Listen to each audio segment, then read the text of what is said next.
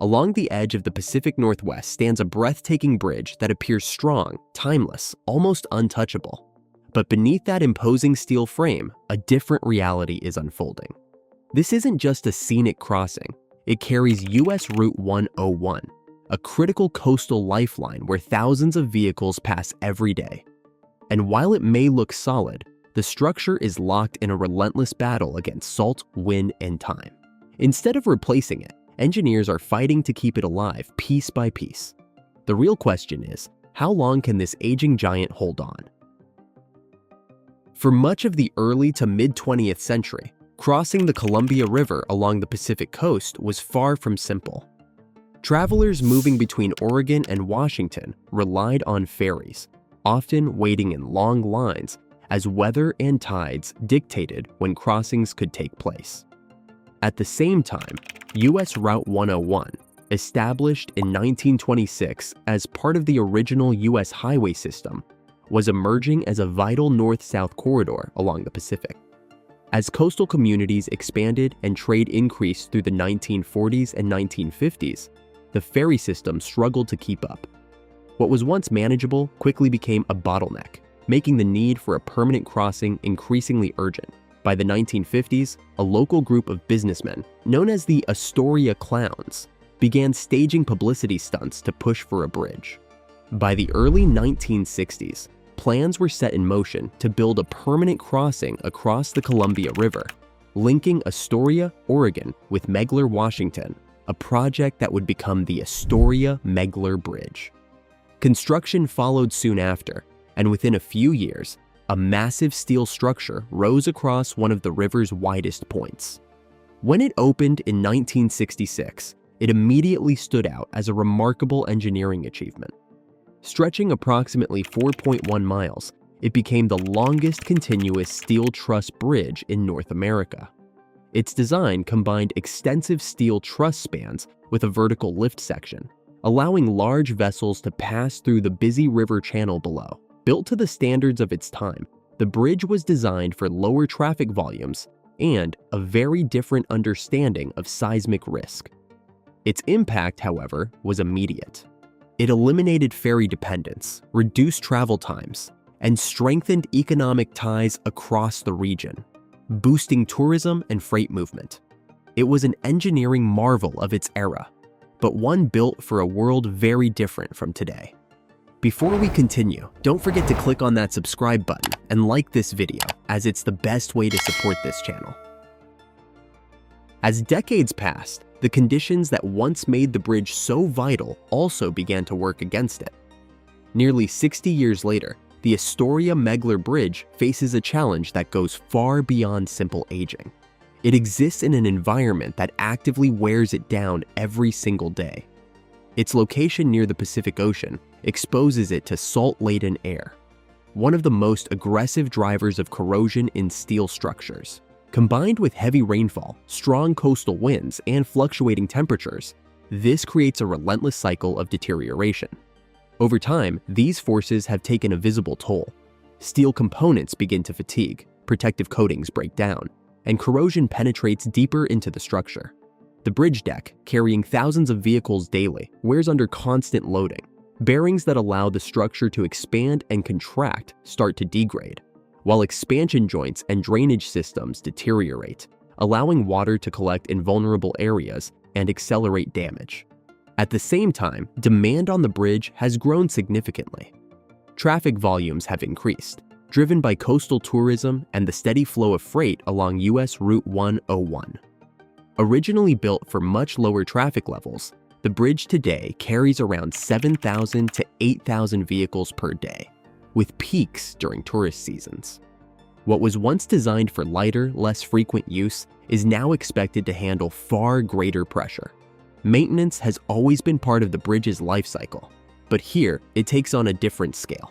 Repainting is no longer occasional, it is continuous. Corrosion never stops, and neither can the effort to control it.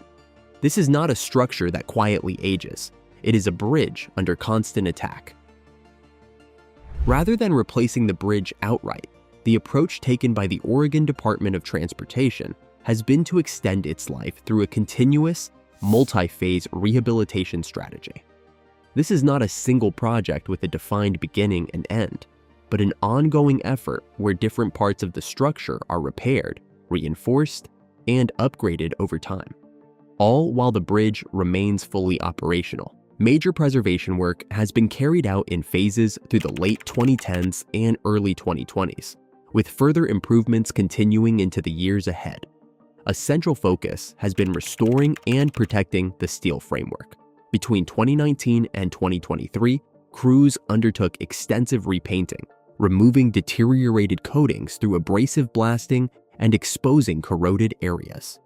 The cleaned steel was then treated and coated with multi-layer protective systems designed for harsh marine conditions, helping slow further corrosion. To prevent contamination of the Columbia River, this work was carried out within sealed containment systems. Today, repainting continues in cycles, with crews moving across the structure to address new deterioration. Alongside this, structural repairs have strengthened weakened components, with damaged sections replaced or reinforced using steel plates and bolted connections, often accessed from suspended platforms beneath the bridge without disrupting traffic above.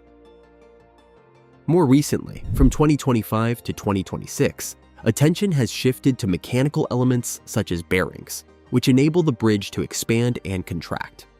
As these components wear out, crews carefully lift sections of the structure to relieve pressure, allowing damaged bearings to be replaced in controlled stages while keeping the bridge open. Looking ahead, future work will focus on the roadway, with sections of the deck milled and resurfaced to improve durability and driving conditions, alongside upgrades to bridge rails for modern safety standards, all carried out in phases to minimize disruption. At the same time, drainage systems and expansion joints will be improved to prevent water buildup, helping reduce corrosion and slow long-term deterioration. All of this work takes place under challenging conditions. Crews must operate over water at significant heights and in an environment defined by strong winds and frequent rain. At the same time, the bridge remains a vital transportation link. Every repair must be carefully staged to keep traffic moving. This is not traditional construction.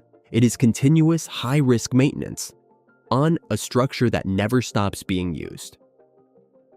As rehabilitation continues, a larger question emerges. Should the Astoria-Megler Bridge eventually be replaced? A new bridge could be built either parallel to the existing bridge or slightly downstream, offering a more efficient alignment. This would allow engineers to design a crossing that fully meets modern standards, with enhanced seismic resilience, an important consideration in a region influenced by the Cascadia subduction zone. Wider lanes and improved safety features could reduce accident risks, while increased capacity would accommodate future traffic growth. From a transportation planning perspective, a new bridge could also better integrate with existing road networks. On the Oregon side, approaches could be redesigned to ease congestion through Astoria, while on the Washington side, connections with State Route 401 could be upgraded for smoother merging. A new alignment could even divert through traffic away from local streets, improving safety and livability in nearby communities. However, replacement is not currently the preferred option. A new bridge would likely cost over $2 to $3 billion and take a decade or more to plan and build. In contrast, the existing bridge remains structurally functional. Rehabilitation allows it to continue operating at a fraction of the cost while avoiding major disruption. For now, repair is not just cheaper, it is the most practical choice. However, over the long term, a new bridge will likely become unavoidable. The rehabilitation of the Astoria-Megler Bridge is not defined by a single cost, but by a series of phased investments over time. Recent work includes a major preservation project, costing around $17.5 million, and bearing repairs under $1 million, with upcoming deck and rail upgrades expected to cost roughly $7 to $8 million. Additional improvements to drainage systems and expansion joints will add several million more, with much of this work scheduled through the late 2020s. These projects are funded through a mix of state and federal sources, allowing costs to be spread while keeping the bridge operational. The timeline is continuous, with work carried out in stages over multiple construction seasons. Deck, rail, and drainage upgrades will be implemented incrementally to minimize disruption.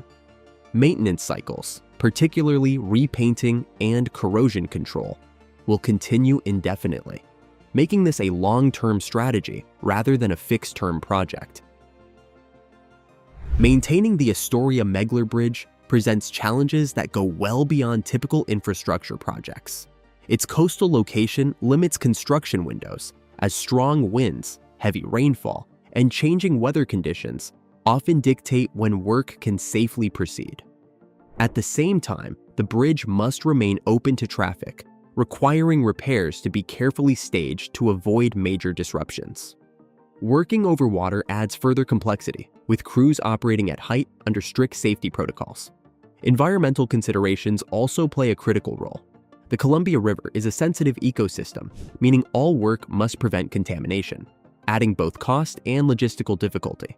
And while rehabilitation addresses many structural issues, it does not fully eliminate long-term risks, particularly those related to seismic activity.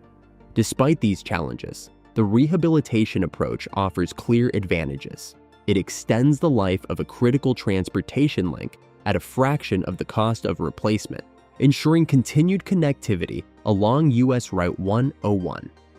By avoiding large-scale construction, it minimizes environmental disruption while allowing targeted, efficient upgrades.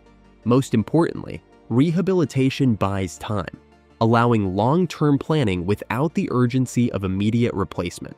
Looking ahead, the bridge will remain in service through phased rehabilitation and improved monitoring. However, as it ages, a new crossing will likely become unavoidable. For now, the strategy remains clear. The Astoria-Megler Bridge is not being rebuilt, but preserved one section at a time, against time and nature.